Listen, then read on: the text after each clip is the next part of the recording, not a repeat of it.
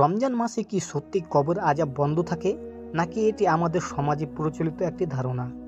আবার রমজান মাস আসলেই কেন শয়তানের পায়ে শিকল পরিয়ে তাকে বন্দি করে রাখা হয়?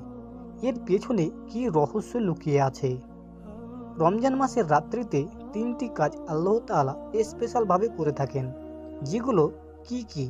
মহান আল্লাহ রব্বুল আলামিন এই রহমতের মাসটিকে এতটাই সম্মানিত করেছেন যে শুধুমাত্র রমজান মাসের জন্য কবরের সকল আযাব বন্ধ করে থাকে, কিন্তু সবার ক্ষেত্রে নয়, এবং জান্নাতের দরজা খুলে দেওয়া হয়।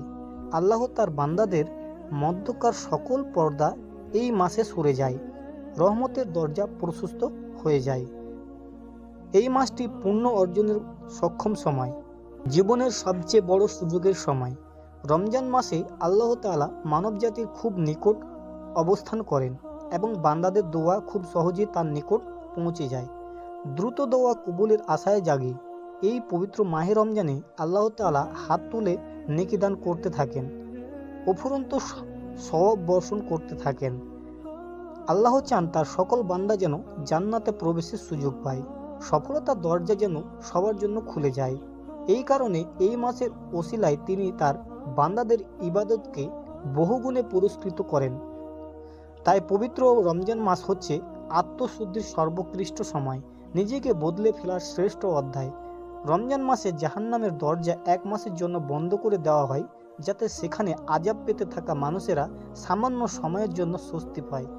তবে তাকে অবশ্যই মুসলমান হতে হবে, আর যারা কাফের বা মুশরিক হয়ে মৃত্যুবরণ করেছে তাদের আযাব চলতেই থাকবে।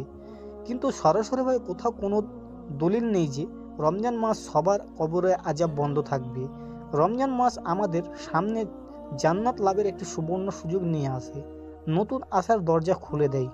এই মাসে এমন কাজ করতে হবে, এমনভাবে ইবাদত করতে হবে যাতে আল্লাহ নিজে আমাদেরকে জাহান্নাম থেকে রক্ষা করেন। রমজান মাসে আল্লাহ তাআলা আমাদেরকে জাহান্নাম থেকে মুক্তি পাওয়ার ৬০টি সুযোগ প্রদান করেন।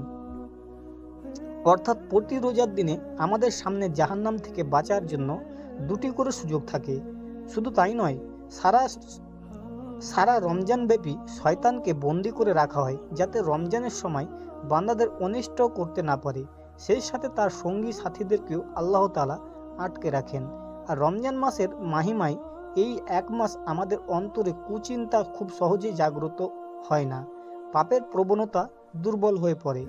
রমজান মাসের সিয়াম বা সাধনার মাধ্যমে আমাদের দেন মন শুধুমাত্র রোজার দিকে মনোনিবেশ করে, ইবাদতের দিকে ঝুঁকে থাকে। তাই অন্য কোনো খারাপ চিন্তা আমাদের মনে সহজেই উদয় হয় না। রোজা রাখার সময় আমাদের দেহ ক্লান্ত হয়ে পড়ে, শক্তি কমে আসে। আল্লাহ তাআলা ইবাদতের পাশাপাশি আমাদের চিন্তা থাকে কখন আল্লাহ তাআলা আমাদের খাবার গ্রহণের অনুমতি দিবেন।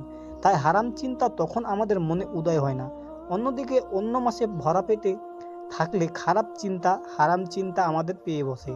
আমাদের প্রত্যেকের মনে মাঝে এক শয়তান বসবাস করে, এইসব খারাপ চিন্তা আমাদের অন্তরে আনে। রোজার সময় আমাদের শারীরিক দুর্বলতার সাথে সাথে আমাদের সর্বক্ষণিক সঙ্গী সেই শয়তান নিজেও দুর্বল হয়ে পড়ে। তাই এই পবিত্র মাসে আমরা শয়তান থেকে পূর্ণ হেফাজতে থাকি। আল্লাহ তাআলা আমাদের সকল হারাম কাজ এবং জাহান্নামের আগুন থেকে নিরাপদ রাখুন। আমিন।